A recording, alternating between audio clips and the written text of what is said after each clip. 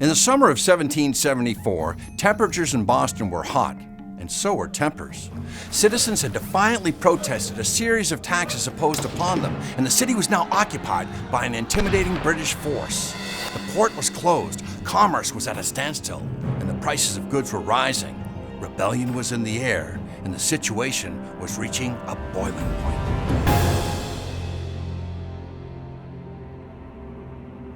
During this time, there were several places in New England known as powder houses, where the British and the colonists kept their stockpiles of gunpowder. In one powder house in particular sat just a few miles outside of Boston, in a town known today as Somerville.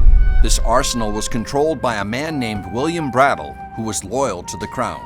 Brattle noticed that the colonists from surrounding towns began taking possession of their gunpowder, but left the British powder behind. So on August 27th, he frantically wrote a letter to General Thomas Gage, commander of the British forces and the appointed royal governor of Massachusetts. In the letter, he disclosed the colonists' activities and implied that they could seize the king's powder at any moment. When Gage received the letter, he was concerned that the colonists were arming themselves during this volatile time.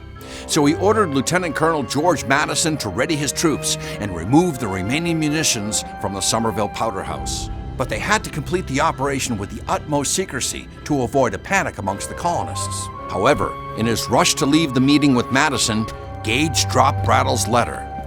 Little did he know the series of events this was about to ignite. On the morning of September 1st, 1774, British troops rode quietly up the Mystic River. Maddison and his troops disembarked at Winter Hill, and from there they marched in formation until they reached the powder house. When dawn broke, the soldiers entered the powder house, and one by one they carried casks of gunpowder out on their shoulders, back to their longboats, and on to Boston. The precision in which the British had executed their mission completely stunned the colonists, but Gage had underestimated the massive backlash this action would cause. The following day, the Boston Post published Brattle's blabbermouth letter that requested the British seize the powder at the arsenal. A mob of angry colonists surrounded Brattle's home in Cambridge, forcing him to flee for his life. Tensions were now reaching a flashpoint, and some considered this blatant confiscation of their arms to be an act of war. But unsubstantiated reports were now circulating outside of Boston, claiming that 6 had been killed, many were wounded, and Boston was under bombardment. When Colonel Israel Putnam of Connecticut heard this, he raised 40,000 men and sent word out to local militia leaders. The country's peoples are being robbed of their powder as far as Framingham. Beg you will rally all the forces you can and be on the march immediately for the relief of Boston. Don't you think it's time to go? Boston! Boston! Within just one day, a wave of hysteria swept across the colonies, with the fervor entering every household. Women and children were making preparations for war, all the while urging their husbands and sons to fight for their liberties. Thousands of colonists were swarming into the area with pitchforks, muskets, knives, clubs, whatever they could find, ready to take back Boston. In order to protect Boston, General Gage moved his most experienced troops to the outskirts of the city. He then wrote to Parliament pleading for reinforcements.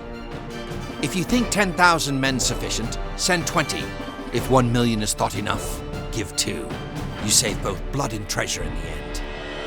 The situation was quickly escalating out of control.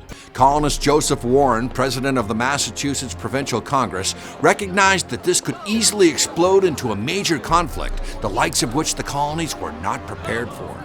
He learned that the hordes of men rushing towards Boston were misinformed, lacking centralized leadership, and operating more like a mob than an organized unit.